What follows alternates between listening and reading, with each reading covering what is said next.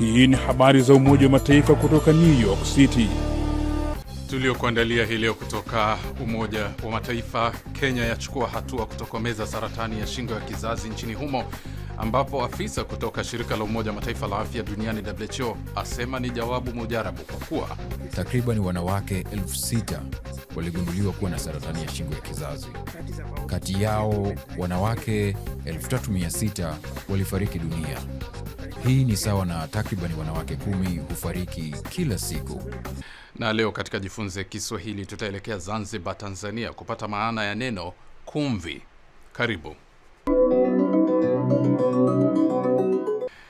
Ni Jumanne ya tarehe 3 ya mwezi Februari mwaka 2026. Mwenyeji wako ni mimi Arnold Kayanda kutoka hapa New York, Marekani.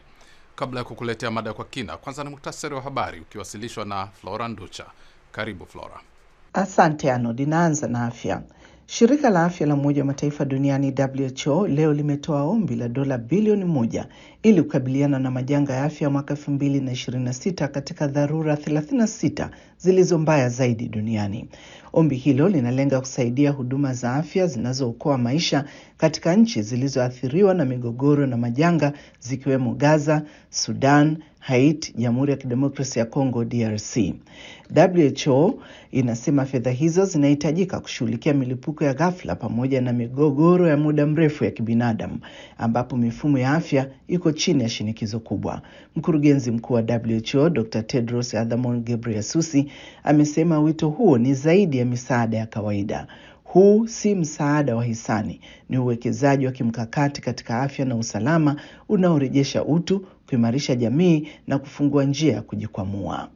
Huko Mashariki ya Kati, wakati muda ukiendelea kuyoyoma kwa maelfu ya wagonjwa mahututi huko Gaza, kufunguliwa tena kwa kivuko cha Rafah kunaleta mwanga wa matumaini. Kivuko hicho kilifunguliwa jana Jumatatu baada ya kufungwa kwa zaidi ya mwaka mmoja chini ya mpango wa amani unaoungwa mkono na Marekani na kuruhusu uhamisho wa kwanza wa wagonjwa tangu mwaka 2025. Shirika la Afya la Umoja wa Mataifa duniani WHO limesema wagonjwa 5 pamoja na wasindikizaji wao 7 wamehamishwa salama leo kwenda Misri kwa msaada wa Umoja wa Mataifa. Hata hivyo, mahitaji bado ni makubwa. Msemaji wa WHO Christian Lindmeier amesema tumeweza kuhamisha wagonjwa 5, jambo ambalo ni la kutia moyo, lakini kwa hakika tunahitaji kuhamisha wengi zaidi. Zaidi ya wagonjwa 18,500 bado wanahitaji huduma maalum za matibabu ambazo hazipatikani ndani ya ukanda wa Gaza. Na shirika la Umoja wa Mataifa la kuhudumia watoto UNICEF leo limesema linaongeza juhudi zake za msaada wa msimu wa baridi nchini Ukraine, huku watoto na familia wakikabiliwa na kukatika kwa umeme, kukosa vipasha joto na maji kufuatia mashambulizi yanayoendelea dhidi ya miundombinu ya nishati wakati wa baridi kali. Tangu Novemba, shirika hilo limeshasambaza jenereta 106 kote nchini kusaidia huduma za maji na mifumo ya kupasha joto, huku takribani jenereta 150 zaidi zikitarajiwa kuwasili katika wiki zijazo. Msaada huo unaungwa mkono na serikali za Uingereza, Marekani na Denmark unalenga kuhakikisha hospitali, shule na makazi vinaendelea kufanya kazi wakati wa kukatika kwa huduma. Mwisho wa muhtasari wa habari. Kwako Arnold. Asante sana Flora Nducha kwa kutuletea muhtasari wa habari. Hapo baadaye katika kipengele cha Jifunze Kiswahili utamsikia mtaalamu wetu Dr. Mwanahija Ali Juma. Salia papo hapo tafadhali.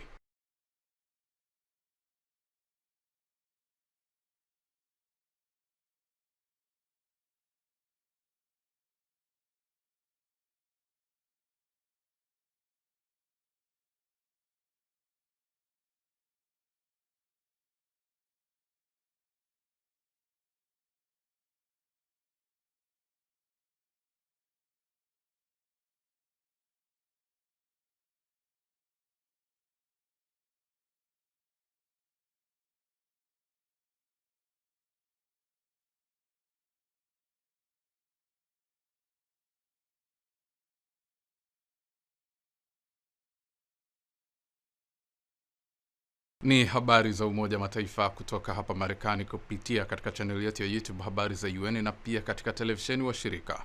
Unaweza pia kutembelea wavuti wetu news.un.org/sw kwa taarifa na makala. Mimi ni Arnold Kayanda. Tunasonga mbele na sasa ni wasaa wa mada kwa kina.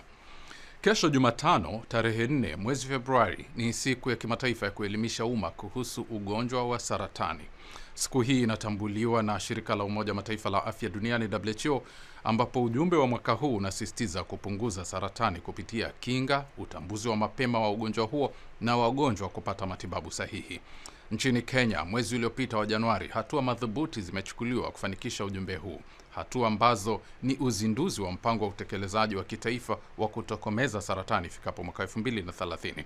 Ili kufahamu nafasi ya mpango huu kufanikisha malengo ya WHO, Assumpta Massoi amezungumza kwa njia ya video na Daktari Joseph Moga, afisa kutoka ofisi ya WHO jijini Nairobi nchini Kenya, ambaye anaanza kwa kuelezea lengo la mpango huo. This is really a landmark event. Hili ni tukio la kihistoria kweli. Saratani ya shingo ya kizazi ni miongoni mwa sababu kuu za vifo vinavyotokana na saratani nchini Kenya. Inaathiri sana vibaya watu, hasa wanawake. Kulingana na ripoti ya Wizara ya Afya ya Kenya, mwaka 2024, takriban wanawake 6,000 waligunduliwa kuwa na saratani ya shingo ya kizazi. Kati yao, wanawake 3,600 walifariki dunia. Hii ni sawa na takriban wanawake 10 hufariki kila siku. Ni idadi kubwa sana ya wanawake wanaokufa. Saratani ya shingo ya kizazi ni saratani hatari sana nchini Kenya. Kwa hiyo, kuzinduliwa kwa mpango huu unaotoa mwelekeo wa jinsi ya kuzuia, kugundua mapema na kutibu wanawake ni jambo muhimu sana. Umezinduliwa wakati mwafaka sana. Nikamuuliza Dr. Moga kwamba ni dhahiri shairi saratani ya shingo ya kizazi ina kinga na tiba vile, lakini bado wanawake wanaugua na wanakufa. Mpango huu utasaidia vipi? Well, the biggest problem with cervical cancer. Kwa kweli, tatizo kubwa zaidi kuhusu saratani ya shingo ya kizazi ni kwamba wanawake wengi, hasa walioko katika maeneo ya vijijini, hawana uelewa kuhusu saratani ya shingo ya kizazi. Hawajui kwamba saratani ya shingo ya kizazi inaweza kuzuilika. Pia hawajui kwamba saratani ya shingo ya kizazi inaweza kugunduliwa mapema na kutibika. Sehemu kubwa ya tatizo hili pia inatokana na ukweli kwamba huduma hazipatikani kwa urahisi katika maeneo ya karibu nao, hasa vijijini.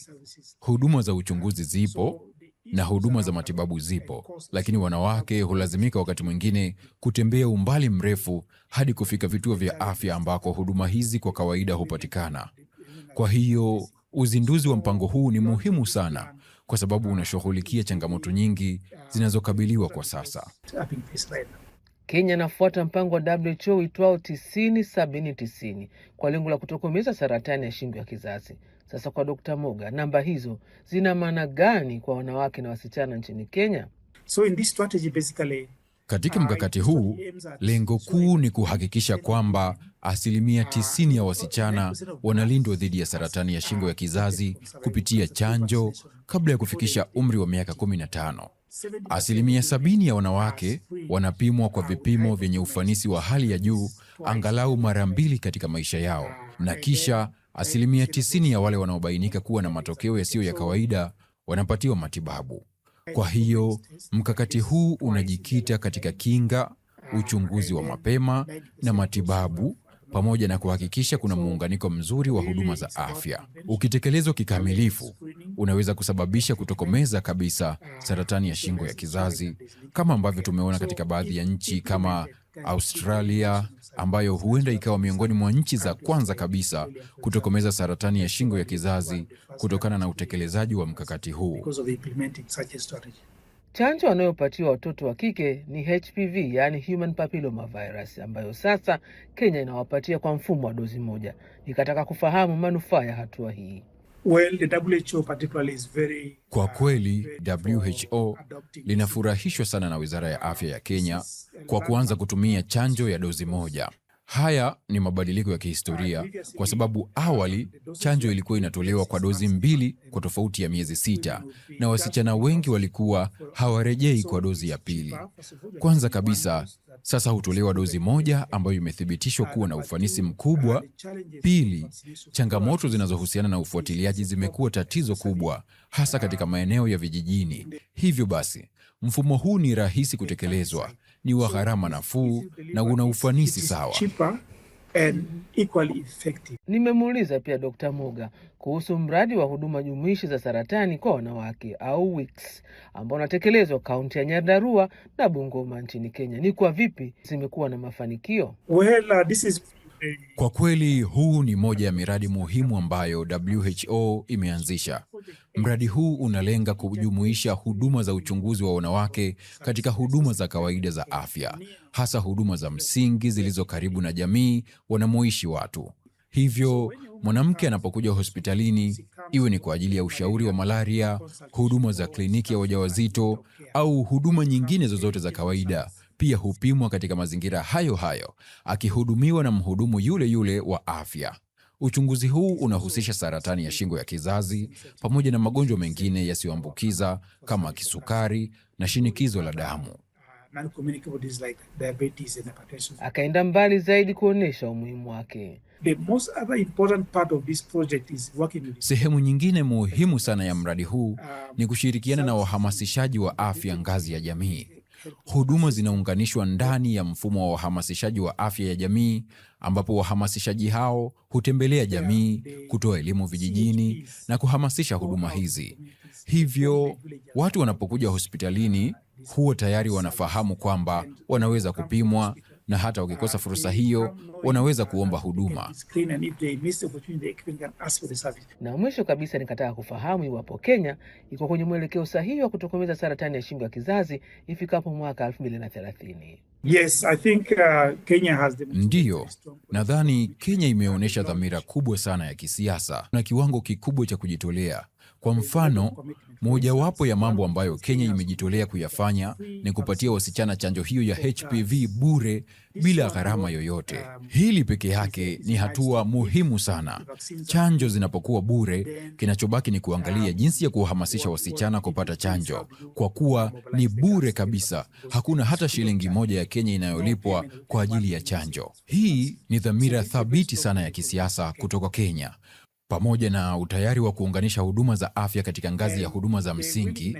Aidha, kwa kuanzishwa kwa mfuko wa huduma za msingi za afya ambao unafadhiliwa na serikali ya kitaifa, inamaanisha kuwa huduma zitakuwa bure katika ngazi ya huduma za msingi. Haya yote ni maamuzi makubwa na ya kishujaa kutoka kwa serikali ambayo sisi kama washirika tunayachukulia kama hatua muhimu sana, na tunaamini kwa hakika kuwa nchi inaweza kufikia malengo yaliyowekwa.